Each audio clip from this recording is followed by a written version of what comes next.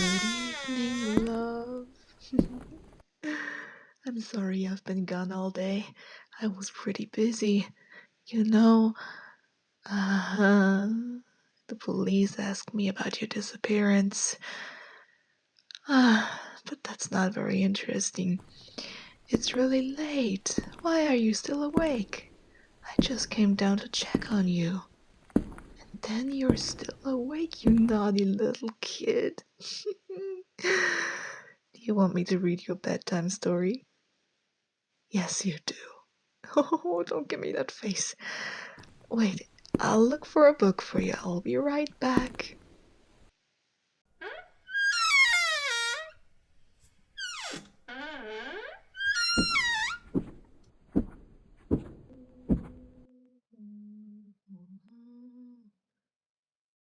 The hell is that? No. No. Ew. What? Porn? Playboy? That's what you get when you let your dad in your books. Mm. Ah, this is good. Oh, fuck. Oh.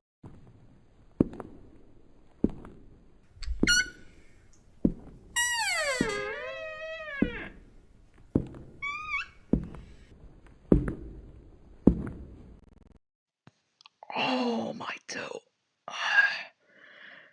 Okay. Are you comfortable? The face you're giving me tells me something different, but it's okay. I got you a fairy tale. It's Little Red Riding Hood by Charles Perrault. Bleh. Okay.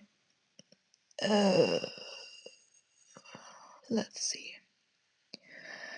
Once upon a time, there lived in a certain village a little country girl, the prettiest creature who was ever seen.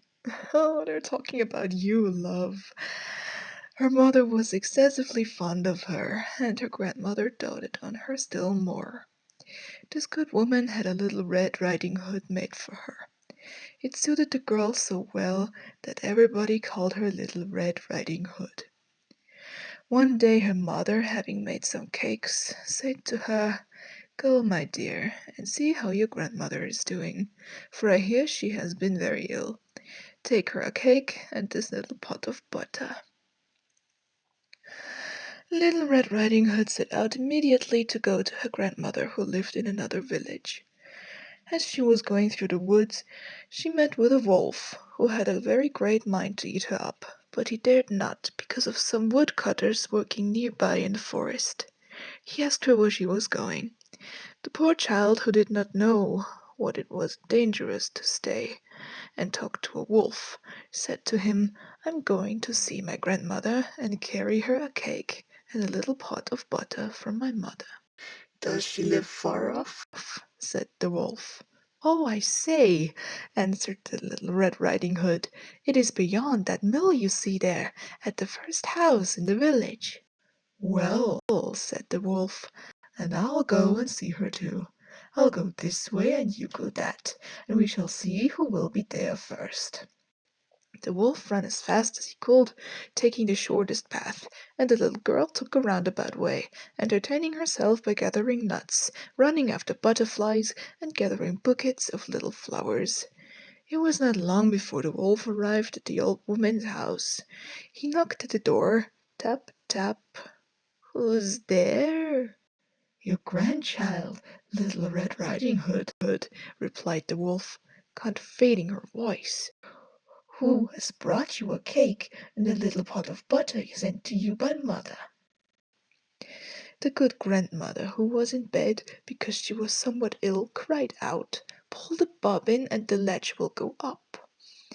The wolf pulled the bobbin and the door opened, and then he immediately fell upon the good woman and ate her up in a moment, for it had been more than 3 days since he had eaten.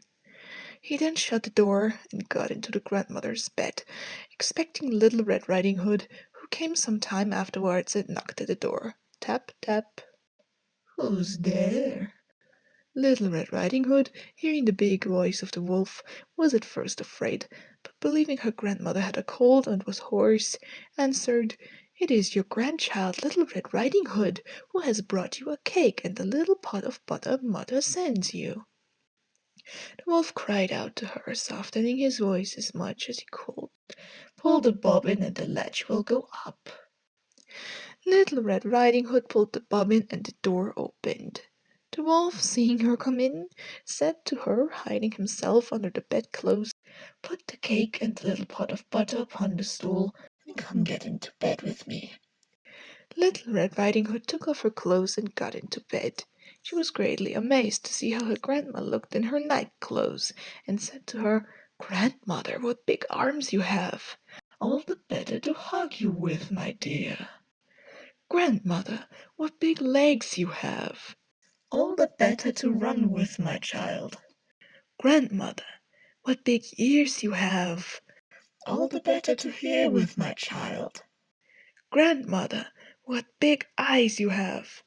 "All the better to see with, my child." "Grandmother, what big teeth you have got!"